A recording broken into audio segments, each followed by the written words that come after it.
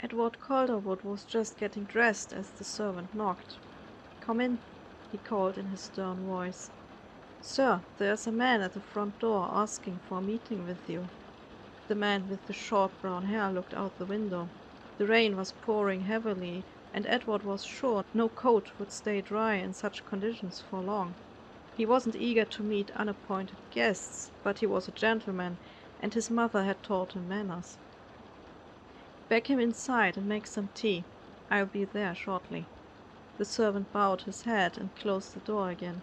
Edward wondered who could be waiting for him downstairs. All his men had returned after failing to take out his useless nephew. To be honest, Edward quite liked the boy.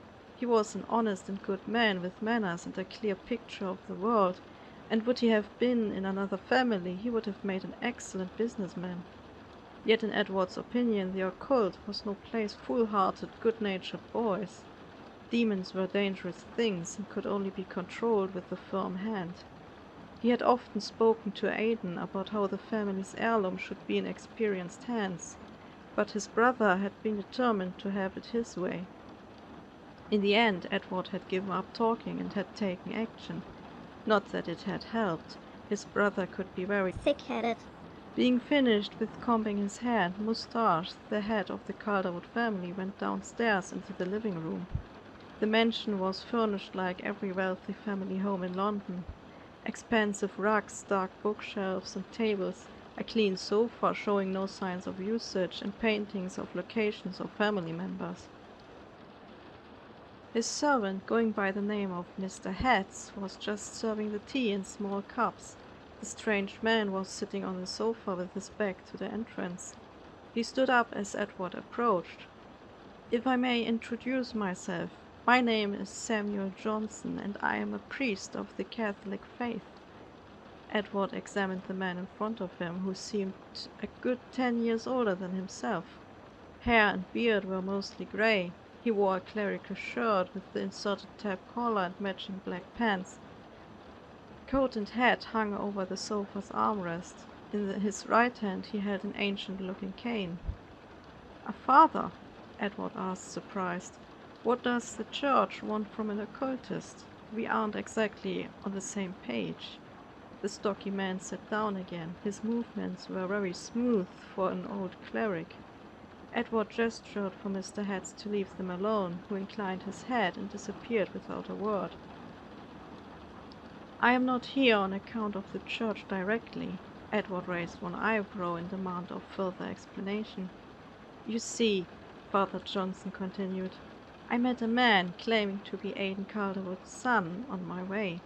He counted a demon among his friends, a very wicked creature which I have been trying to send to hell for a while now.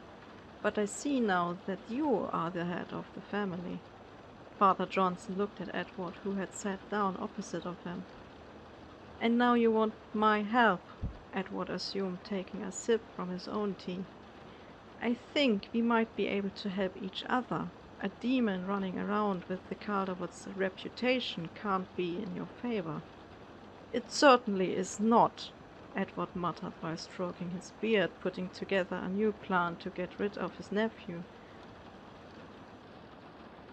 "I know for a fact that my dear nephew is a very weak man. Demons always had their way with him. It might be that this one is just controlling him as well." "I shall exorcise the demon then and bring back your nephew," the father assured, visibly shaken by the fate of the poor young man. "You should know, my nephew is a black sheep. He broke with his family and follows virtues against his faith. I am not sure if it is a mercy to let him live." "Are you saying—" Father Johnson trailed off upon finishing the thought. "What I am saying is this: do what you can, but know that this boy is a traitor to his family, faith, and crown." The priest seemed somewhat calmed by the assurance of a misguided and wicked soul helping a demon. "I will do what I can in the Lord's name," he said somberly. "I know as a matter of fact that he was last seen in Edinburgh.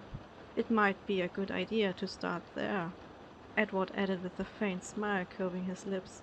His men might have been useless against the sudden appearance of a demon, but Father Johnson seemed like an experienced man in such things, and an effective solution to two problems. Two birds with one stone, if one willed. Edward bade farewell and good luck as the men disappeared into the rain. Then he went back into his own chambers before entering the cellar for another meeting.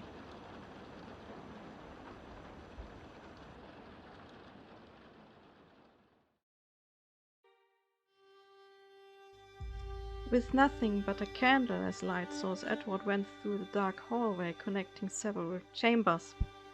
One of them was for his summonings of demons and other creatures. He pulled a key from his pocket which opened the heavy wooden door. In the room behind were several dozen candles which he lit so it wouldn't be too dark. One had to be careful with demons. They used everything against their summoner if given the opportunity. In the middle of the room was a summoning circle drawn on the floor with white color.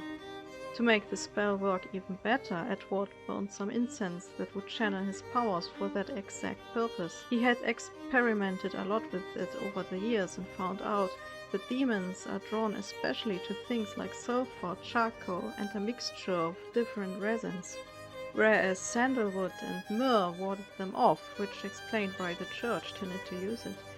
With a small incantation, Edward focused on whom to summon. The circle glowed in a white light for a moment before fading again, revealing the success of his power. In the middle of the circle stood a man in a completely black suit, curly black hair, and a short beard. His irises glowing red, he tilted his head, waiting for an explanation. Edward needed a second to find his courage, even if they had met many times already.